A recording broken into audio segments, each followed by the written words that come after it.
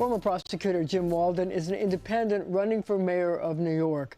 But I have to start by asking you about the idea that you advanced a few weeks ago, that since there are so many independents in the race, that you should all agree that the person leading in the polls in September, everybody else should drop out so that one person faces off against Zohran Mamdani. Why is that? So from my perspective, we need a clean choice between a socialist agenda and a free market agenda. And if you have 4 candidates in the race, it makes it much more likely that they will split the vote and you'll have a spoiler situation. So that idea really was, I advanced it not for my own personal gain, because my political interests and everyone else's ambitions should take a backseat to giving New Yorkers a very clean choice between one candidate and Zohran Mamdani. Whether or not the regulators agree, whether or not the other candidates agree, I didn't know that at the time, but I think it's important for New Yorkers. There's a lot of concern in the city about a spoiler situation. There are many people that want their votes to count against a socialist administration, and so that was the purpose of that idea. I see big problems and I try to solve them. So why is it so bad for Mr. Mamdani, who won the Democratic primary overwhelmingly, to be defeated? Why is that so important? So I think that most New Yorkers do not want a mayor who is advancing anti-Semitic policies, who has in prior years embraced actual terrorists, and someone who is so imbued by anti-police bigotry, because that's really what it is. He said he wanted to dismantle the police. He called them wicked and corrupt. You can't walk away from those words. And if we've learned anything in our politics, it's when someone says something, believe them. So I think it's a critically important moment for free market ideas to continue to be embraced in the capital of capitalism. I believe that I'll be the best mayor because I've got the most forward-looking, ambitious plans for the city. They're achievable. They're achievable based on a free market economy. But are his ideas achievable? You know, he is credited with thinking outside the box and proposing some things like, you know, city supermarkets and free bus service and a rent freeze. Are you trying to say that those are not achievable? Well, he might as well be talking about drilling in Alaska. The things that he wants to do are not achievable. But look at David Solomon, who's the CEO of Goldman Sachs today, just issued a statement about how terrible a rent freeze would be. But it doesn't have to be that way. I agree that the city is not affordable. My plans are going to aim to lower rents, especially for those people who are severely rent burdened. That is a better way to use our tax dollars smartly, to innovate and find ways to help people. I guess, you know, look, affordability has become the key word in the mayoral campaign, but why will his ideas not be affordable and make things cheaper for people? And what ideas do you have that will actually make things affordable if you don't think his are workable? Yeah, so my ideas, again, focusing on the free market, are to build aggressively to deal with the housing crisis. And my plan, it's very detailed. It has a funding mechanism. But Mayor Adams has a city of yes. He says this is an aggressive plan that will build 80,000 units of housing. Yeah, over the course of a long time. Mine will build 50,000 per year. His is going to build 5.5. How is yours doable? It's doable because I actually know the real estate community. I've worked with them over the course of 23 years in various capacities, and I know every single lever that there is in order to build aggressively. But it still takes time to get building permits, to get capital to build these things, to find locations where you can build, and also the zoning laws to see how high up you can build and how many apartments you can put there. How do you short circuit that? You streamline regulation. I mean, one of the innovations that I believe in is shrinking how much regulatory oversight and delay and red tape there is. Don't you have to get the city council to go along with that? In some ways you do, but the mayor has a lot of powers, and certainly I'm willing to test those. I mean, we need to speed development. We have to get shovels in the ground. If we're serious about a housing crisis, we call this a housing crisis for a reason. We have to take extraordinary measures, and the only way that we're really going to be able to solve the problem for the long term, so our kids can afford the city, is to build much more ambitiously. You know, one of the things that helped Mr. Mamdani have such a big victory was he was able to mobilize younger voters. How would you mobilize younger voters to be attracted to your ideas? So I think that I have some of the most forward-looking policies. I already have a policy out about elevating kids in poverty. Why is no one else in the race talking about that? I'm going to use part of the proceeds from an ambitious housing program to lift up the 29,000 kids in the city that are born into poverty. So I've got that plan. How do you lift them up? You put a certain amount of money aside from them. You take a certain amount of the percentage profits from a very ambitious housing program. If you take 5% of those profits, it still leaves plenty of room for developers, and you invest that in what I call a kids in poverty program. So you put money aside for them. But when what they're does born. that mean? What kind of programs are you going to do to lift kids out of poverty? By the Are you giving them scholarships? Are you giving them food stamps? What are you doing? By the time they're 18 years old, they will have a nest egg that's based on invested money on their behalf, where they get more than $100,000 that they can. Who invests the money? Is this like the city pension plan? It's sort of like a pension plan for kids, but you start it when they're born, so that the money grows over the course of their adolescence. Who makes the investment decisions? Well, the city will hire a manager to do that, the way it does with its pensions. The comptroller controls billions of dollars of pension money. And how do you decide who gets into the program? Any kid born into poverty. So they're a well-known cohort of people. There's like 29,000 kids that are born into poverty every year. But that's not the only way that I'm going to use free market ideas to help kids. Just today, we announced a new policy on bringing entrepreneurism into schools and starting Shark Tank for kids. A Shark Tank for kids. Now you read it. Thank you very much. So it's really exciting. It's going to create competitions at the neighborhood level, at the borough level, and at the citywide level. They're going to be televised. How do you decide whose ideas you buy? Well, every kid will get a chance. I mean, particularly those in high crime areas and NYCHA communities are going to get extra supports. And it's going to be really exciting. I mean, kids are our future. They have plenty of great ideas. And the idea is for them to think of business ideas that are either just, when they start out, they're thinking about popsicle stands and lemonade. And as they get older, they crack some of the problems in the city. And there'll be real estate, business community leaders that will be judging them. And the kids will advance through the process, and it'll be very exciting for them. So let's talk about your idea of independents deciding to get out of the race. Andrew Cuomo has said he would do it. You have said you would do it. But Eric Adams says no way, and so does Curtis Sliwa. So if everybody stays in the race, isn't that a guarantee that Mr. Mamdani wins? Well, I can't say it's a guarantee because we don't know what we don't know. I mean, Mamdani's may have hit a ceiling in terms of his popular support. His numbers may come down. I can't predict the future. What I can do is try to control the things that I can control. Eric Adams and Curtis Sliwa have said, in my view, putting their own political interests above the city of New York, that they're not going to participate in the pledge. Okay, that's now. Let's give them some time. The idea just came out the week before last. It's a new idea. It's obviously a novel idea. I'm not surprised that so many people are behind it. Governor David Patterson supported it. Obviously, Andrew Cuomo did. Other people online are supporting it as well. But this is the kind of person I am, and this is the kind of mayor I'm going to be. Find a problem and solve it. And the pledge, if the other two candidates come along board, will solve a significant problem. If you take a look at the polls, Mayor Adams is at 13%. It doesn't look like he has a path forward. Do you think that he could change that?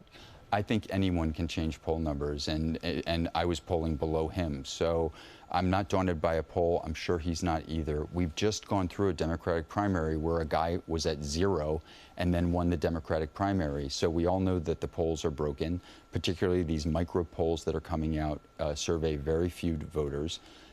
They are still put out by the media as if they're gospel, and we all know they're not. What about the powers of incumbency? I mean, he can go around and offer something for this company, county, something for this community, something for that community. It could help him get votes. 100%. I mean, that is certainly a power that any incumbent has. The problem with Mayor Adams is he can't run away from his record. He spent a lot of his first term embroiled in scandal. He brought a lot of that on himself. He literally was reaching into agencies before he was even elected in the general to help his campaign contributors. We've seen this story play out before. We have to choose differently. This is the time for someone outside the system who knows the system very well to guide us through a resurgence of our economy and our safety net. Well, we're going to have to leave it right there for now. We are back with independent mayoral candidate Jim Walden. You know, at one time you were the only independent in the race, and now it's getting awfully crowded out there. I wonder, you know, what are you going to do to differentiate yourself from Curtis Leo, who has the animal rights line, Andrew Cuomo, Mayor Adams, I mean, and there's this guy, Mr. Hernandez. Right. It's a lot of independents. How do you differentiate yourself? So first of all, on the campaign trail, I'm running a fundamentally different campaign than they are. I'm sure you know I've jumped out of a plane. I've skateboarded. I'm very active. Sung? My son is a critical part of my campaign infrastructure. So I'm bringing to people a lot of joy, a lot of great ideas, a lot of listening. As someone who's not a politician, I mean, I understand that I've chosen the political arena, but at core, I'm not a politician. So that kind of energy and spirit, I'm almost 60 years old, but I'm very young. I think people find so refreshing. And I'm also very candid with people, and I'm not scripted like a politician. In terms of the substance, for 30 years, I've been fighting alongside New Yorkers to solve problems. I fundamentally believe that one of the reasons that we're in the state we're in is because political leadership can't solve problems. That's what I've done for 30 years, whether it's getting the food stamp program fixed, whether it's dealing with lead in NYCHA buildings.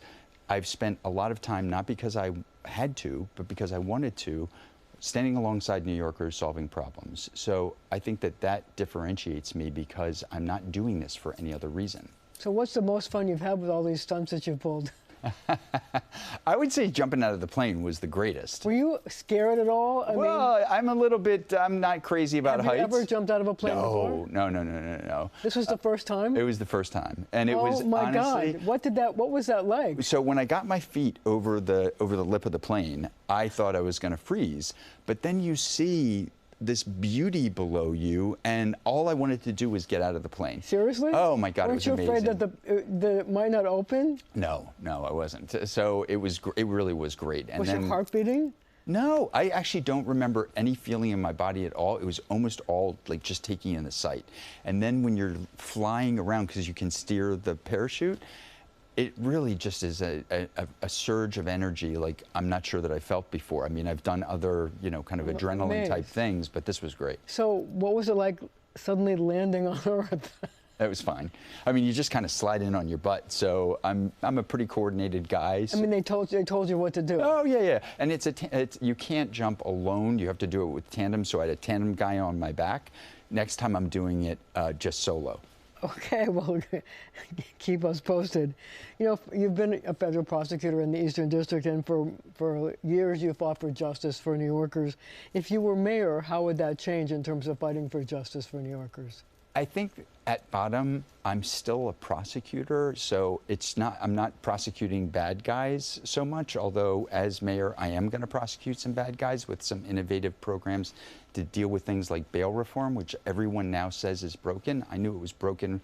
Yeah, but you're not going to get the legislature to do that. Oh, I don't need it. Carl Hastie regards bail reform as one of his hallmark achievements, so how would you get them to change it? Well, I won't need the power because I actually looked at the charter of the city of New York, and it gives the mayor the power of the magistrate.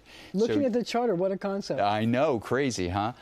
So I'm going to start a court that is specifically designed to get at people who are career criminals, who, even if they're arrested for small things, so that they will stay in jail. If the DA's office is hamstrung by the state law, the city of New York does not have to fall in line there. And if Albany sues me over it, I'll take it. There's a lot of ways that I want to increase the muscularity of city government so that we can do things like take back our subways. Like, we have subways that aren't clean. They don't run on time. There's crime there. If we take back our subways, like, it will be better for New Yorkers. What does that mean, taking back our subways? Literally, before the MTA was created back in the late 60s because New York couldn't get its fiscal act together. Now we're in a shape that this year we'll have a budget surplus, thankfully. We'll still need funding from Albany. We'll still need funding. So do you agree with Andrew Cuomo that the mayor should take control of the transit authority? I think that it would be a mistake to take, the transit authority is enormous and it covers things outside of New York. I'm focused on the two problems that we have. No, I mean the MTA has the MTA covers the trains and other things, but the transit authority is just the subways and the buses. So I believe that we need to take over the subways as a first step. Once we can show everyone that we can do a better job running our subways, keeping them clean, keeping them safe. Safety is our problem right now, but once we can manage them better, I think that we'll be in better shape.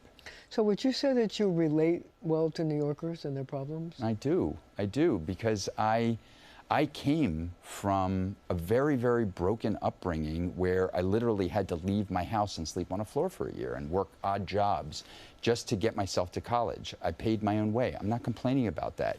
But there were a lot of bumps along the way when I couldn't pay my bills, I had bad landlords. So I've had my own affordability crisis. So you understand what it's like? I do. And I didn't have to deal with systemic racism. I mean, so their kids in New York City have deeper poverty than I felt and have to deal with those sorts of structural impediments. So I want, that's why so much of my focus is on the NYCHA community, kids in poverty, et cetera, is because I want to bring them into the free market. There's a lot that we should be doing for people in poverty that we're not doing. We can do it if we take the gloves off of our business sector and our real estate sector and let them really build and come and generate new jobs. So let me ask you this. Do you watch TV? And if you do, what's the favorite show you're watching right now? I don't watch much TV. I work, but I am watching a show with my wife now called The Agency. It's one of these streaming TV shows. And you like it? So I liked Game of Thrones. That's probably my favorite one. Really? I did. I watched all of Game of Thrones. You'd be a hero with my daughter. So Yankees or Mets? So I love both of them. A politician. Yeah, there you go. Giants or Jets? I love both of them. Oh my God! I don't pick sides on this stuff. As mayor, you got to love everyone, and that's what I'm going to do. So, what's your fun fact about you that we don't know? Other than jumping out of planes and skateboarding, that's pretty big. I sing. So and we went to Brighton Beach. We had a band. We had a campaign event there, and I sang 3 songs for the crowd. They liked it very much, and we're going to do that citywide. What 3 songs do you sing? So we started out with Stevie Wonder's "Living in the City," and then we did "I Got You, I Feel Good" by James Brown. I feel good, and then I did "New York, New York." You got to do New York, New York. I'm tempted to ask you to sing, but I'm not going to embarrass you. So, start spreading the news. He's singing. He's doing it, guys. I'm leaving. Okay. You're good. Thank you. So, last but not least, what's your go-to music when you're in the car? Oh, 70s rock. 70s rock? I love 70s rock. I'm a big Foo Fighters fan, too. That's more of a 90s current group, but I love Led Zeppelin. I love the Stones. You know, all of those 70s bands really spoke to me as a kid. I can relate. On that note, thank you for joining me. Thank you. And thank you at home for joining us as well.